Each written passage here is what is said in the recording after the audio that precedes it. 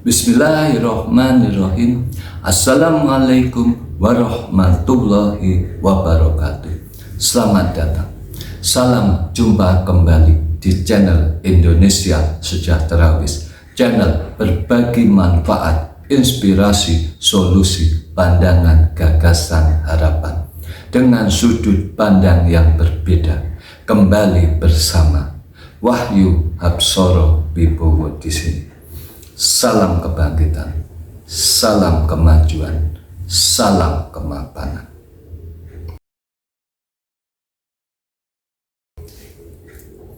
Bismillahirrahmanirrahim. Assalamualaikum warahmatullahi wabarakatuh. Alhamdulillahirabbil alamin. Segala puji hanya milik Allah Subhanahu wa ta'ala, Rabb semesta alam, yang menciptakan rezeki, menetapkan ketentuan, dan mengatur keadilan di langit dan di bumi.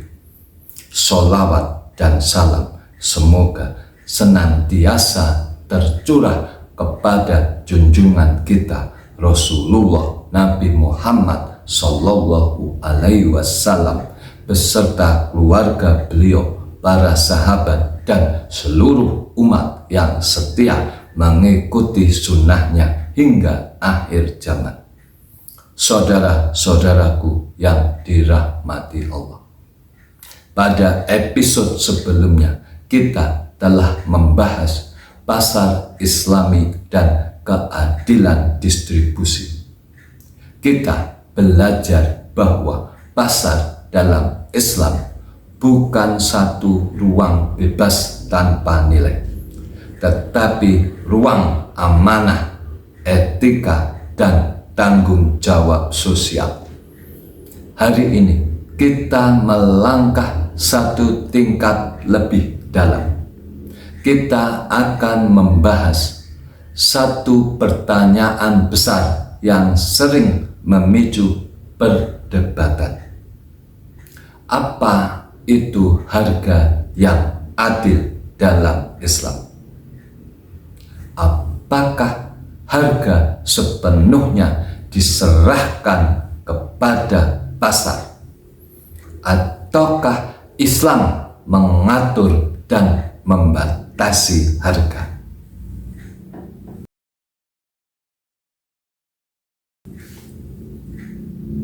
Harga bukan sekadar angka. Dalam pandangan Islam, harga bukan sekadar angka ekonomi. Harga adalah pertemuan antara hak dan kewajiban. Harga menyentuh hak produsen untuk mendapatkan keuntungan yang halal, hak pedagang untuk mendapatkan hidup layak, hak konsumen untuk memperoleh barang tanpa dizalimi. Karena itu, harga dalam Islam tidak boleh lahir dari kezaliman. Allah Subhanahu wa ta'ala berfirman, wa ya qaumi auful mikyala wal mizana bil qis wa la tabqasun nasa asya'ahum wa la ta'saw fil ardi mufsidin. Wahai kaumku, penuhilah takaran dan timbangan dengan adil. Janganlah kamu merugikan manusia akan hak-hak mereka, dan janganlah kamu membuat kejahatan di bumi dengan menjadi perusak. Bahwa di sini disebutkan, dan janganlah kamu merugikan manusia pada hak-haknya. Quran Surat Hud ayat 85. Setiap harga yang merugikan pihak lain secara sengaja, setiap keuntungan yang dibangun di atas penderitaan orang banyak dalam Islam itu bukan satu keuntungan, tetapi satu bentuk kezaliman.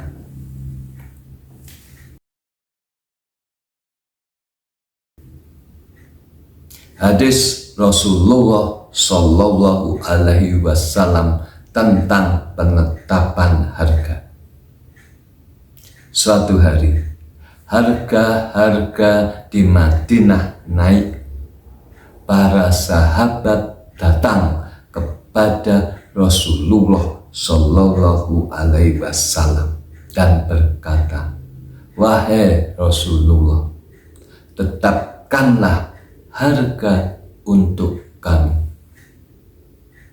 Namun Rasulullah Shallallahu Alaihi Wasallam dengan kebijakannya menjawab, "Sesungguhnya Allah lah yang menetapkan harga, yang menyempitkan dan melapangkan rezeki.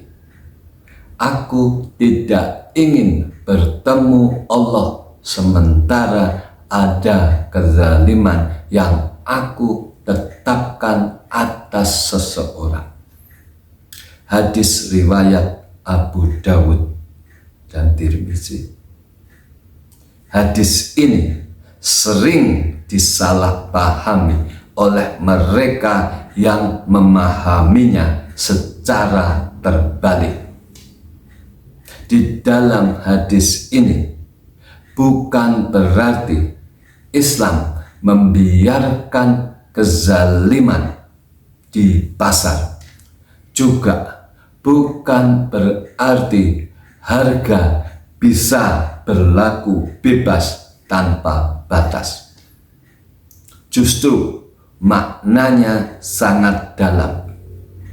Rasulullah Shallallahu Alaihi Wasallam di sini tidak mematok harga, tetapi beliau menutup semua hal yang bisa menjadi sebab yang akan menjadi timbulnya kezaliman harga.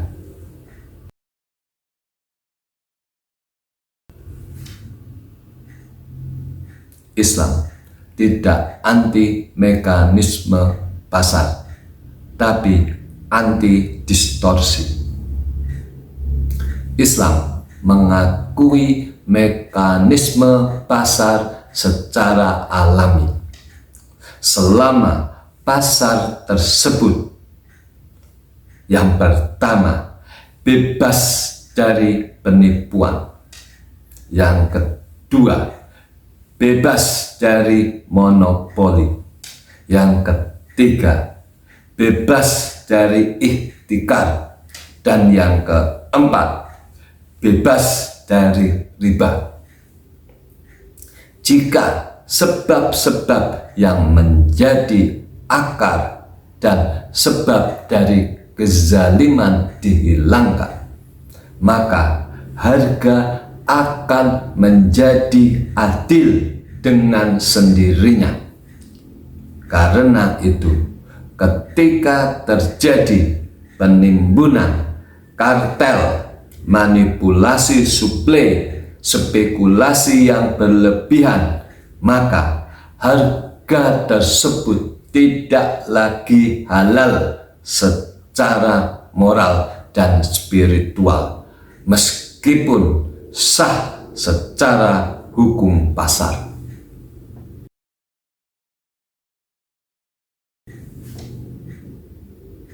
Harga adil dalam kerangka syariah. Harga adil dalam Islam memiliki 3 pilar utama. Yang pertama, tidak menyakiti salah satu pihak yang bermain di pasar. keuntungan boleh didapatkan secara adil, namun keserakahan tidak ditoleransi. Yang kedua, sesuai nilai manfaat barang. Di sini harga tidak boleh jauh dari nilai manfaat real yang ada pada barang yang diperjualbelikan, dan tidak ada rekayasa atau manipulasi yang dibuat. Dan yang ketiga, terbentuk dalam pasar yang bersih. Jika terjadi transaksi yang tidak islami, akan menjadikan pasar itu kotor. Harga yang terjadi di pasar yang kotor bisa dipastikan terjadi penzaliman. Inilah mengapa pasar islami adalah syarat utama harga akan menjadi adil.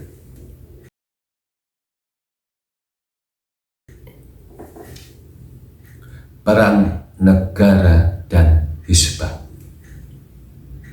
Dalam Islam, negara bukan menjadi institusi yang ikut sebagai penentu keuntungan, tetapi sebagai institusi yang menjadi penjaga keadilan. Peran krusial negara dan hizbah antara lain: yang pertama, mencegah terjadinya monopoli. Yang kedua, menindak para pelaku ihtikar. Yang ketiga, menjaga ketersediaan barang pokok. Yang keempat, mengawasi kejujuran transaksi yang ada di dalam pasar.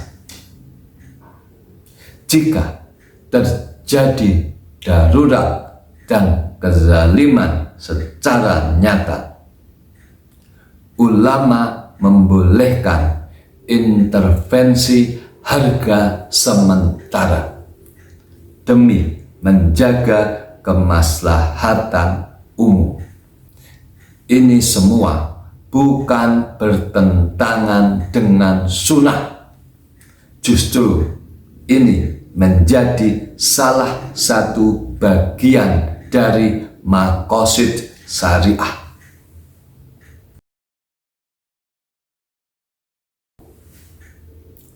Relevansi dengan kondisi hari ini. Hari ini kita melihat harga naik bukan karena kelangkaan barang, tapi karena adanya spekulasi, karena kartel, kemufakatan jahat yang terjadi antara para pedagang, karena biaya yang ditimbulkan akibat adanya tambahan riba.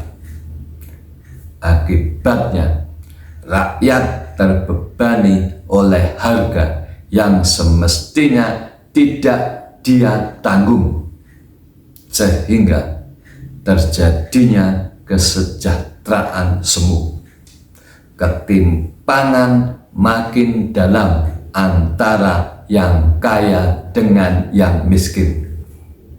Islam memandang bahwa harga yang adil adalah fondasi stabilitas sosial dan ekonomi secara berkelanjutan. Jika harga rusak, maka kemiskinan akan meningkat, konflik sosial akan muncul, kepercayaan juga akan runtuh.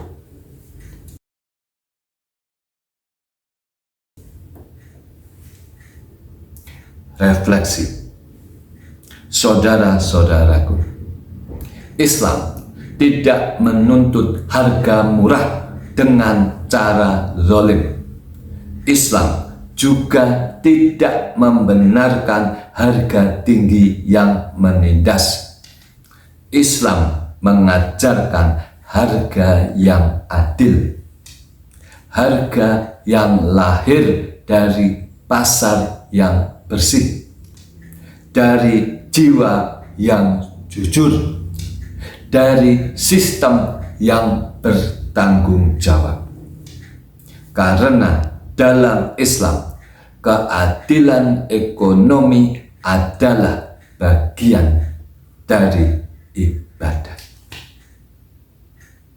Untuk episode ke-37 yang akan datang, kita akan menjawab dan membahas satu pertanyaan. Jika harga sudah dijaga, mengapa pasar tetap rusak? Jawabannya ada pada satu penyakit besar yang bernama riba, yang akan kita bahas pada episode selanjutnya.